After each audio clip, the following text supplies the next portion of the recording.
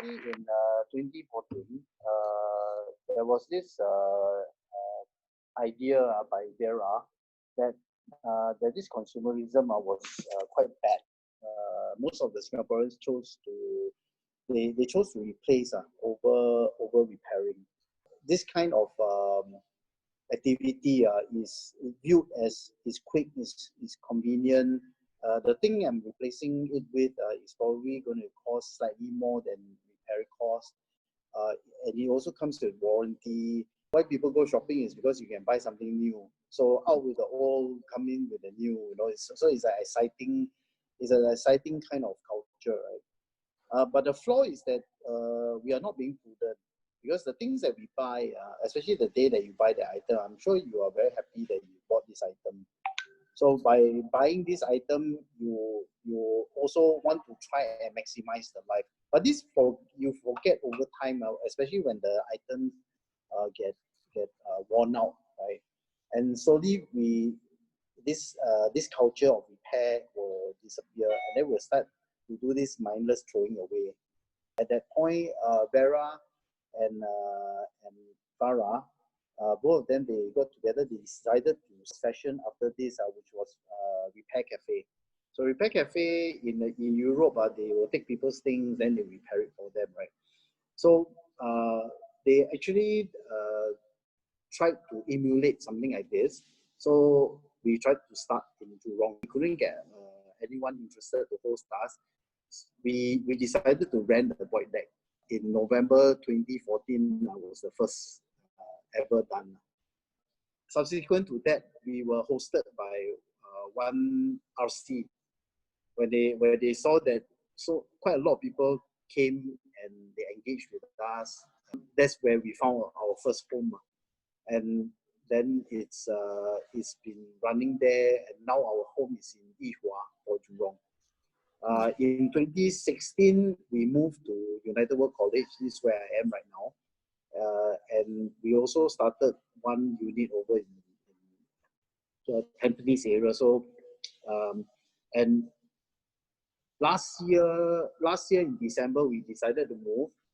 We conducted our first Repair Kopitiam in our Tampines hub.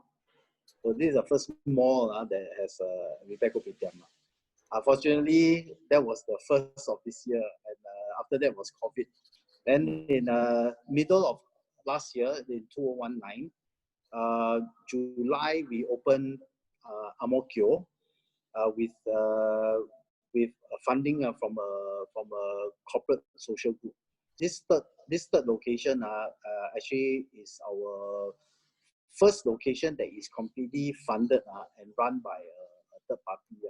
So this is something that we are also looking forward to, because it's very heartwarming that we can see more people are getting to understand the importance of sustainability, and they are trying to do something about it. So ever since then, we have been expanding. Last year, during the National Day rally, the Prime Minister Lee Hsien Loong then mentioned Repair Kopitiam. So hopefully this year we can expand some more.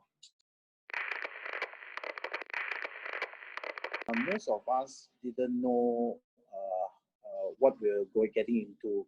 We knew that we need to fix stuff, right? But then when you have a platform and then you cater to people that are able to repair, soon you attract other people who knows how to repair.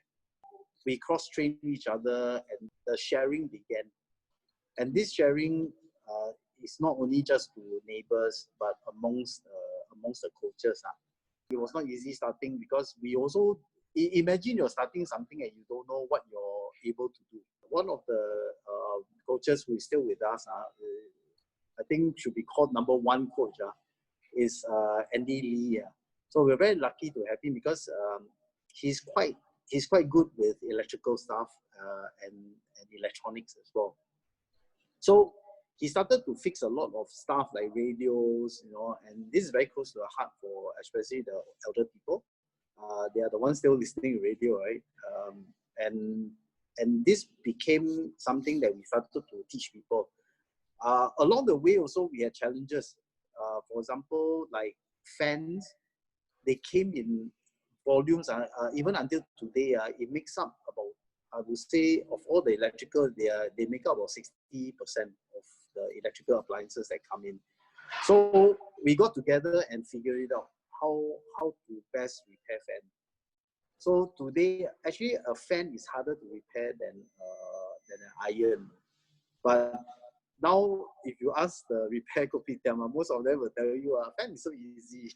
So one more thing that is, of course, moving with the times. We have YouTube, we have Google. Google and the YouTube lessons are actually easily digested. And that's where we start picking up other repairs along the way.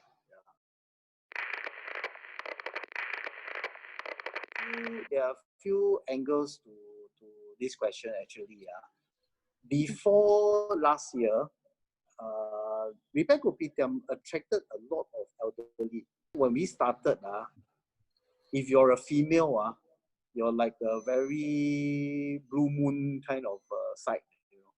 So, but over the years, as the trend goes, I think the females will overrun the males. For all races, all ages is the same. Especially the younger age, you can see that more and more females are more concerned about the sustainability. So why do people join? We made it so that it's easy for them to join. Now we make it free. So they come, and the payment for it is we want them to stay and teach their neighbors. So we train them. So most of them, they will come to learn a life skill. We go to as far as even providing spare parts for them. Our coaches are actually very friendly. And this friendliness attracts a lot of people. And some of them, they actually look for things to fix, not because they need them. Sometimes they do it because somebody who's needy need them. What we want to do is to teach you how to make your own repair.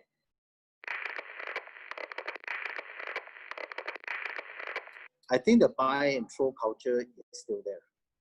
There's because people, I feel that our outreach is still not good enough. One of the reasons why last year we shifted from elderly to younger generation, these seniors get to share their ideas, their experiences with them, and they get to teach them some new skills like Zoom and all this, right? But all in all, this community is growing. The older generation, their cultural change for them is that I'm going to leave something for my descendants, right? But the young, they will start picking this up from them. So I felt that engaging the younger generation will help to push this sustainability into a more serious and more focused kind of group. Another reason, I think our outreach program has to change acceleration. So why I say this, there are some traditional sources that will never bring it to us. For example, the very, very rich, they will not do it. Those who are living far away from the locations that we are in, I think very hard. So we need to expand, we need to find more locations, we need to find more ways to engage bigger communities. It's because of the COVID situation, right? So with this situation, as what they say, don't waste a good crisis. So Repair Kopitiam has not sat down on this. In fact, we created a lot of impact in the online circles. We have gone together with Carousel. On the broader stroke, Repair Kopitiam is heading for more online presence. We will be segregating those people who are able to take instructions online, and we hope to engage them. We also be engaging more corporate entities, hopefully, as well as those corporate community entities like homes and all these.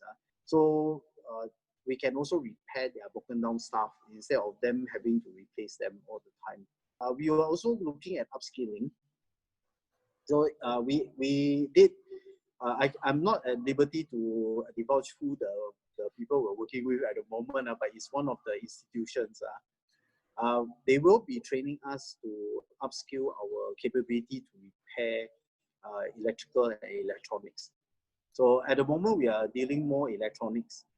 Electrical. Electronics has always been more challenging because it takes longer time to trace, and not many people have the background to do it.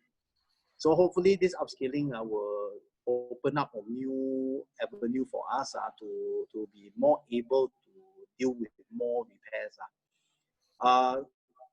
The other thing that we are going down the road also, we are talking about this stronger marketing. We need to also communicate with people and tell people what we're doing, and hopefully we get more support from the public. Yeah. And finally, as I said, because we're only in 3 locations, we need to expand. So our plan for the next 2 to 3 years is to expand at least 15 locations. And finally, partnering engagements, we are looking into more corporate and individual sponsorship. And this will help to build more awareness, and partnering community groups as well to offer activities as well. We are thinking of delving into things like urban mining as well, and also reusing parts, like things that are beyond repair. We would like to harvest these parts. So these will be not feasible if we engage people to do it, because the labor cost will be too expensive compared to what we're trying to recover. So this one could be done at community levels, and we see how. And to also build stronger relationship with the government, especially these few years, we're looking more into sustainability. Singapore cannot afford to be unsustainable.